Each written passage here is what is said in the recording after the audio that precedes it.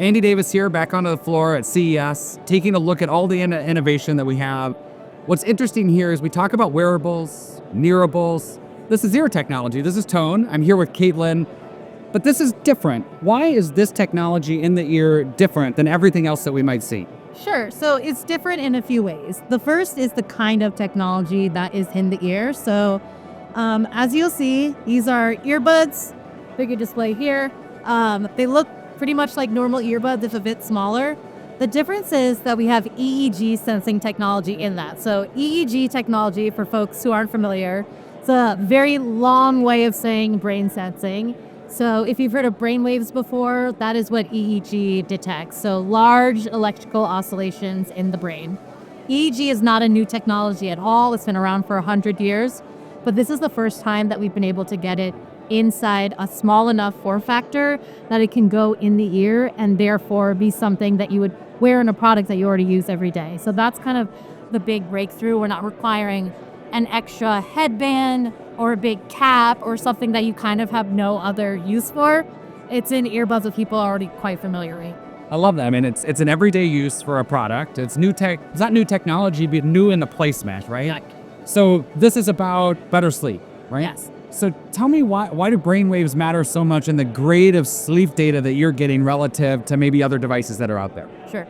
So sleep tracking is obviously huge. It's gotten a lot of growth in the past decade. There are different ways of doing it, ring, watch, but the real gold standard of sleep tracking is actually EEG. So if you go to a sleep lab and get like an official sleep study, a polysomnography, they're going to be using EEG technology. Now they're going to be dealing with one of those big caps over your head.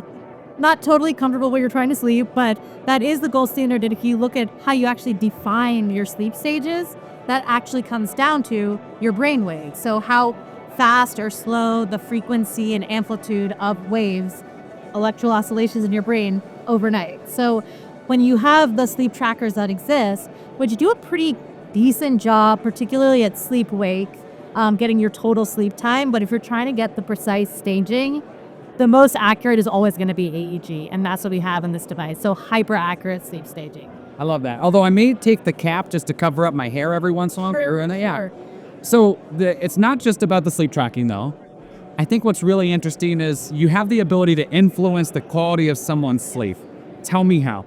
Yes. So this goes back to sort of a broader ethos around how we feel about the future of wearables, is that we had this first generation of wearables. We were very excited that we could track things. And people started to get accustomed to the idea of, oh, I can measure this thing. And then there's some process of behavior change. I know my sleep is bad. I know my eating is bad. I know I need to do more steps. And then I take on the burden of doing it, right?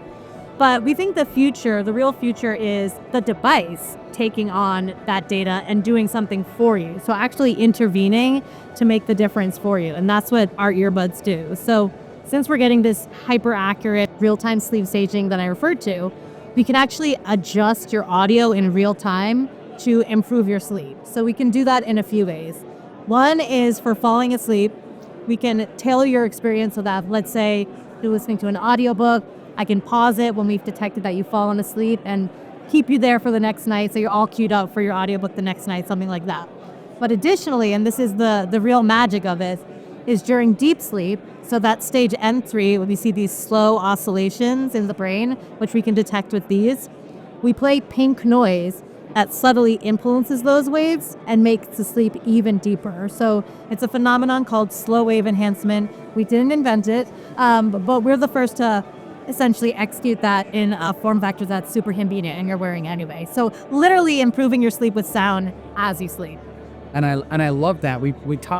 You framed it really well. We have nearables and wearables that give you data but put the burden on the individual. This is taking that burden off and helping you actually sleep more effectively with essentially you don't even have a push of a button. It's doing it while you're asleep, giving you better sleep. So you guys are coming to market. Now tell us a little bit about how you go to market and what your plan is. Yeah, so the company's actually been around for a few years. We had a research grade product before this.